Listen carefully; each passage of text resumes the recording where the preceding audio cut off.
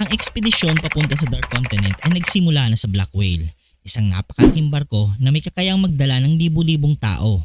Ang barko ay napuno ng iba't ibang grupo at individual na may kanya-kanyang layunin at interes, kabilang na ang expedition team na pinamumunuan ni Bian Netero at si Jean Fricks. Habang nasa biyahe, maraming hamon ang kinaharap ng grupo. Maraming mga grupo sa loob ng barko na may kanya-kanyang motibo, kahit nagkaroon ng intriga at politika. Ang mga prinsipe ng Kakin Empire halimbawa ay may kanya-kanyang plano at hindi nagpapatalo sa isa't isa. Ang ganitong tensyon ay nagdulot ng mga alitan at komplikadong mga sitwasyon. Hindi rin naging madali ang biyahe dahil sa mga atake ng iba't ibang nilalang na nagmula sa labas ng barko. Ang mga hunters at iba pang miyembro ng expedition team ay kailangang ipagtanggol ang barko laban sa mga ito. Bago pa man dumating sa Dark Continent, nagkaroon ng mga seryosong paghahanda. Una, ang pagplano ng ruta. Ang bawat akbang ay pinagplanuhan ng maigi upang matiyak ang kaligtasan ng bawat isa. Ang mga eksperto sa navigation at survival ay nagbahagi ng kanilang kaalaman upang maghanda sa mga posibleng panganib. Ang mga hunters, lalo na mga veterano, ay nagbigay ng mahalagang insight sa kung paano mag-survive sa mga hindi kilalang teritoryo.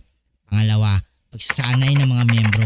Ang mga miyembro ng expedition team ay nagsanay sa kanilang kakayahan at nagtulungan upang palakasin ang kanilang mga kasanayan sa labanan at pagkilala sa mga bagong nilalang na maaaring kaharapin. Ang mga ito ay kinabibilangan ng pisikal na pagsasanay, mental na paghahanda at paggamit ng kanilang abilities sa mas mataas na antas. Pangatlo, pagkakaroon ng mga alyado. Nagkaroon din ng mga alyansa sa pagitan ng iba't ibang grupo sa barko. Ang ilang mga prinsipe at malalakas na hunters ay nagdesisyon na magtulungan para sa mataas na tsansa ng tagumpay at kaligtasan. Ang pagdating sa Dark Continent. Nang makarating na ang Black Whale sa Dark Continent, naramdaman agad ng lahat ang bigat at panganib ng lugar. Ito ay isang teritoryo ng puno ng misteryo at mga mapanganib na nilalang na wala sa kilalang mundo. Unang hakbang sa bagong lupa. Ang paglapag sa lupa ng Dark Continent ay nagdala ng kakaibang pakiramdam sa mga miyembro ng ekspedisyon. Ang mga halaman at hayop dito ay kakaiba at tila nagtataglay ng mga sikreto ng sinaunang mundo. Ang mga unang hakbang na ito ay kritikal, kaya't ang mga scouts ay pinadala muna upang mag-explore ng paligid. Pagharap sa mga bagong panganib.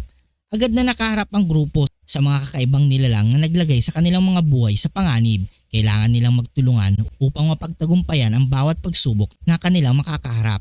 Ang mga nilalang tulad ng Hellbell, Pop at Brian ay ilan lamang sa mga umaatake sa kanila na nagiging sanhi ng malaking alitan at panganib. Mga bagong tuklas. Sa kanilang pag-usad nagsimula silang matuklasan ang mga bagong elemento at likas na yaman na hindi pa nakikita sa kilalang mundo. Ang mga rare minerals, halaman na may medicinal properties at mga makapangyarihang artifact ay ilan sa mga bagay na kanilang natagpuan.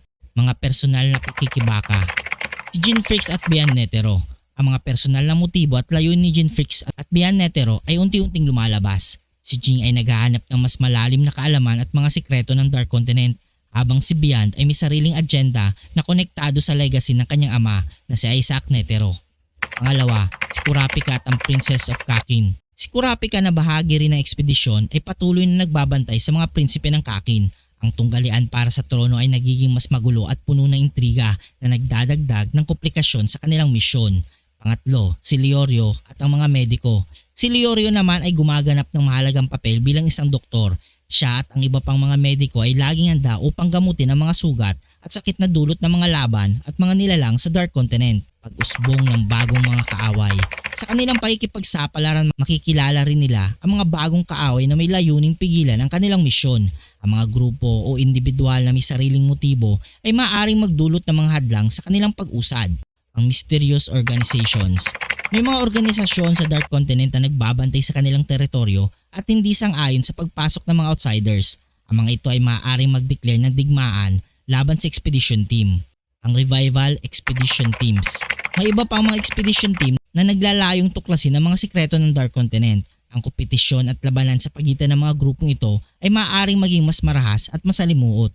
Pagpapalawak ng kaalaman sa NEN. Sa pagharap sa mga bagong panganib at pakikibaka, ang mga membro ng ekspedisyon ay napipilitang i-level up ang kanilang mga NEN abilities. Makikita natin ang mga bagong teknik at kakayahan na bunga ng matinding pagsasanay at mga pagsubok. Pag-unlad sa kwento.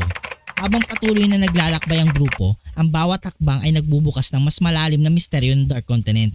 Ang kanilang mga pagtuklas ay hindi lamang nagdadagdag sa kanilang kaalaman, kundi pati na rin sa kasaysayan at kalikasan ng kanilang mundo. Sa kanilang pagdating sa Dark Continent, nagsisimula pa lamang ang mas malaking hamon at pakikipagsapalaran ng expedition team. Ang bawat araw ay puno ng mga bagong tuklas at panganib na maghuhubog sa kanilang kapalaran at magbibigay liwanag sa maraming misteryo ng mundo ng Hunter x Hunter. Ang arc na ito ay tiyak na magiging isa sa mga pinakamalalim at pinakakaabang-abang na bahagi ng serye. Kung nagustuhan mong video ito, huwag niyong kalimutang mag-like at subscribe and hit notification bell button para updated kayo palagi sa ating video. Maraming salamat.